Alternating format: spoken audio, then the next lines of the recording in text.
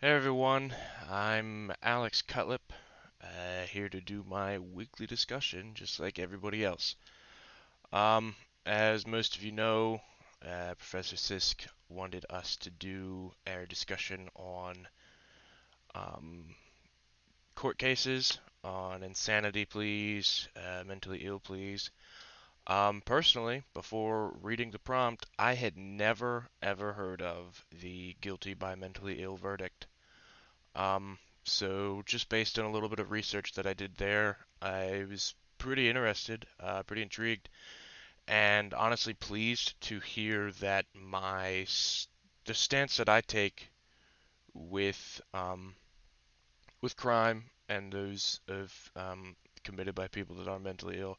I was pleased to see that people have kind of come to their senses. It's not really the word I want to use, but I'm not thinking of what I'm wanting to say. But anyways, I'm pleased to see that an option is out there aside from essentially, in terms of whether a person is guilty or not guilty, writing them off completely because they're not mentally sound. Personally, I think that's foolish. I think that it has a very specific application. There are very specific cases that I feel that, yeah, it could be justified. Somebody could be completely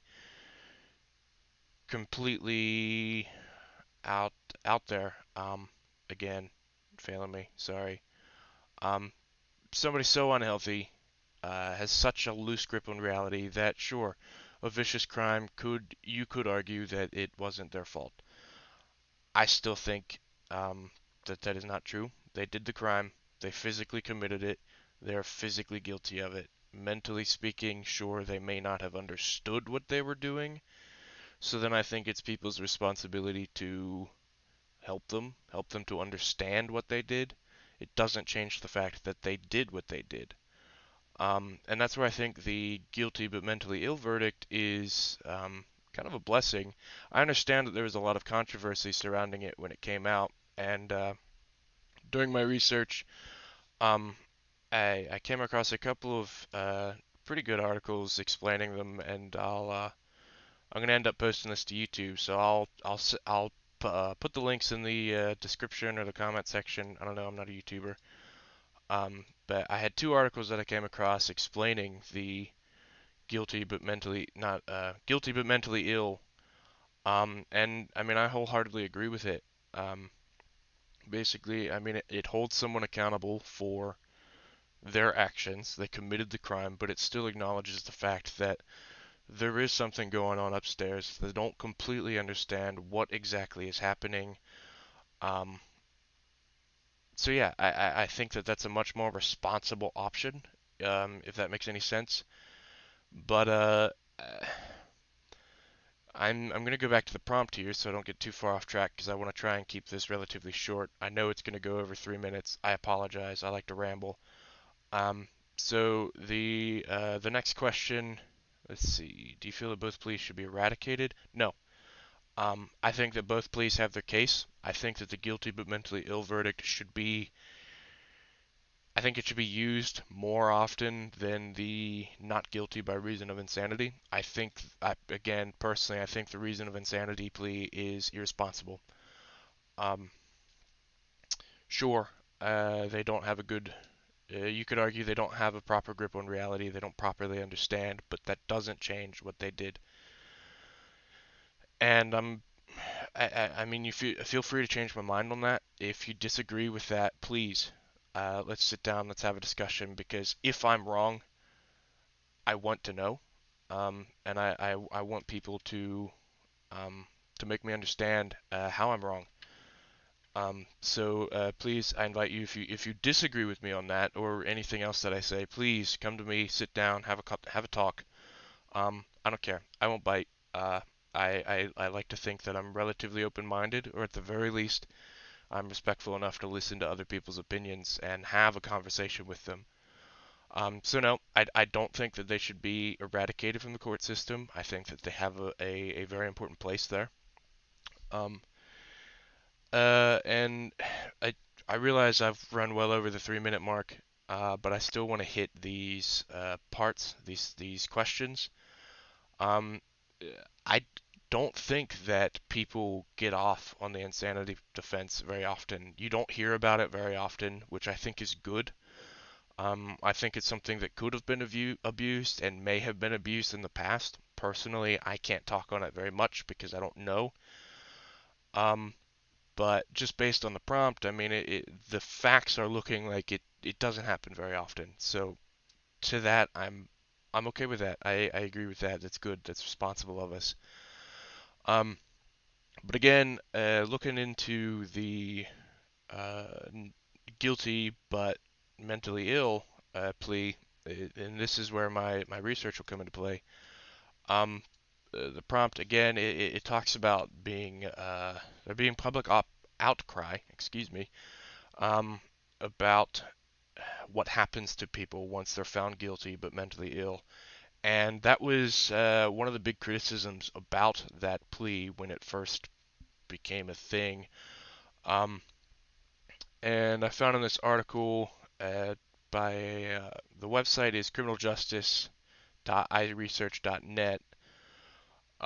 But just a quick skim over it looked pretty okay. It has a couple references within it.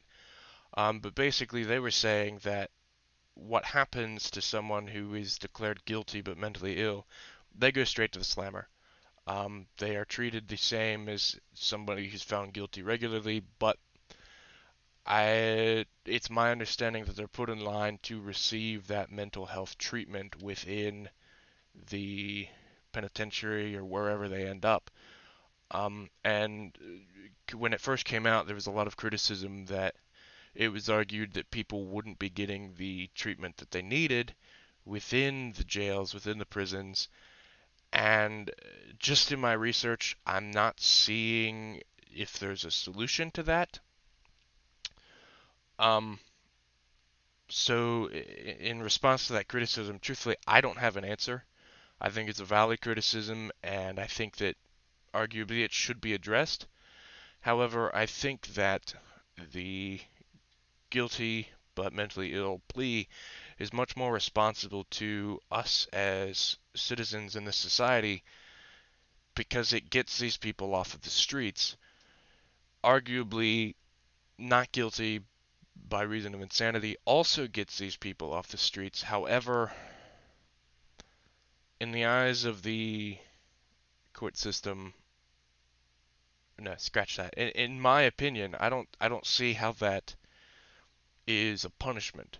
You are helping somebody, you are healing somebody, which arguably they need, but I don't see how forcing them to go to a hospital, forcing them to get the help that they need is a punishment. Sometimes people are just stubborn enough anyways, and somebody has to come in and kick them in the butt to get the help that they need. So I don't see how the outcomes of that specific verdict is responsible in punishing or justifying the crime that was committed.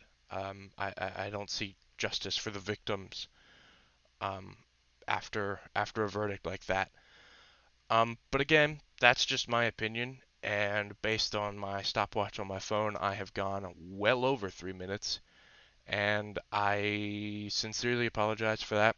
I wanted to ramble a little bit, and since this is a discussion, I kind of wanted to make sure I was understood. I can't really do that in 3 minutes. Those of you who may or may not know me, yeah, I can't get my point across in 2, 3 minutes. So I apologize for the length. Again, I invite you to discuss with me if you don't agree with something I've said.